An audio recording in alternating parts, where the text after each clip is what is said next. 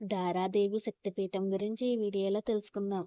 ఉత్తరాఖండ్లోని గర్వాల్, శ్రీనగర్ ప్రాంతంలో అలకనందా నది ఒడ్డున ప్రాచీన కాలం నాటి దారాదేవి ఆలయం ఉంది.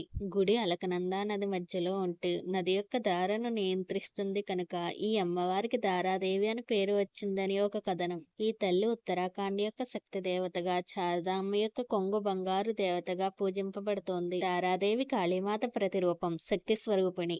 శారదాం క్షేత్ర దర్శనానికి వచ్చే భక్తులకు రక్షకురాలు. ఉత్తరాఖండ్ గ్రామ దేవత ఈ దారీదేవి. ఈ తల్లి కేదార్నాథ్లో నిత్యం సంచరిస్తూ రక్షిస్తూ ఉంటుంది. ఉదయం బాలిక స్వరూపంలో, మధ్యాహ్నం యవ్వన స్త్రీ రూపంలో, రాత్రివేళ ముసలి స్త్రీ రూపంలో దర్శనమిస్తూ కేదార్నాథ్ క్షేత్రంలో తిరుగుతూ ఉంటుంది. 108 శక్తిపీఠాల్లో దారాదేవి ఆలయం కూడా ఒకటని దేవి భాగవతంలో తెలిపారు. ఆదిశక్తి ఉగ్రాంశ మహాకాళి అవతారమే దారాదేవి. భక్తితో కొలిచిన వారిని అనుగ్రహించే దేవత. ధిక్కరించిన వారికి అంతే కీడు జరుగుతుంది. 1882లో కేదార్నాథ్ ప్రాంతాన్ని పాలించిన రాజు చేసిన అపచారంతో కొండ చర్యలు విరిగిపడి కేదార్నాథ్ ప్రాంతం నేలమట్టమైపోయింది. ఆ ప్రకృతి విపత్తు వేలాది మందిని బలి తీసుకుంది. దేవి మహత్యాన్ని ప్రత్యక్షంగా చూసిన ఆ రాజు తన ప్రయత్నాన్ని విరమించుకున్నాడు. అప్పటి నుంచి ఈ ఆలయం జోలికి ఎవరైనా వెళ్తే దారాదేవి ఆగ్రహం చవిచూడక తప్పదనే బలమైన విశ్వాసం ఈ ప్రాంతంలో స్థిరపడింది. గర్వాల్ ప్రాంతంలో అలకనందా నది ఒడ్డున ఈ దారాదేవి ఆలయాన గర్భగుడిలో అమ్మవారి సగభాగం మాత్రమే ఉంటుంది. మిగతా భాగం కాళీమఠలో ఉంది. కాళీమఠలో నిజానికి అమ్మవారి మిగతా శరీర భాగం ఉండదు. ఆ స్థానంలో ఒక శ్రీయంత్రాన్ని పూజిస్తారు. ఆది శంకరాచార్యులు వారు స్థాపించిన ఈ శ్రీయంత్రాన్ని అమ్మవారి స్వరూపంగా భావిస్తారు.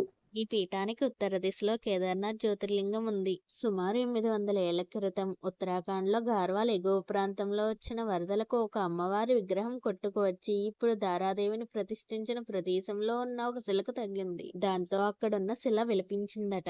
ఒక అశరీరవాణి వాక్కులు వినబడగా ఆ సూచనలతో ఆ విగ్రహాన్ని కనుగొనగలిగారని, అప్పటి నుంచి ఆ ప్రాంతం వారు ఆ శిలను పూజిస్తున్నట్టు కథనం. ఈ ఆలయం మరియు మూల విరాట్ చుట్టూ పైన గోడలు ఉండవు. అలానే బహిరంగ ప్రదేశంలో ఉంటుంది. 2013లో జరిగిన ఒక ఉదంతం అమ్మవారిపై ఉన్న నమ్మకాన్ని బలపరిచింది. హైడ్రో ప్రాజెక్ట్ లో భాగంగా అడ్డుగా నది మధ్యలో ఉన్న విగ్రహాన్ని అధికారులు అక్కడి నుంచి తొలగించారు. ఆ విగ్రహాన్ని మార్చుతున్న సమయంలో ఆకాశంలో ఉరుములు, మెరుపులు విపరీతంగా వచ్చాయని అంటారు. కొద్దిసేపటికే భారీ వర్షం మొదలై హిమాలయాల్లో క్లౌడ్ బరస్ట్ జరిగి భారీ వరద పోటెత్తింది.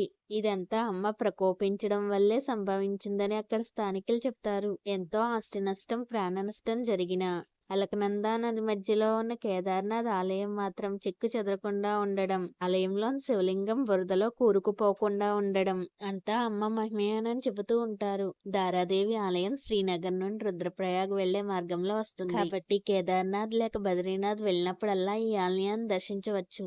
ఇలాంటి మరిన్ని వీడియోల కోసం నా ఛానల్ని సబ్స్క్రైబ్ చేయండి.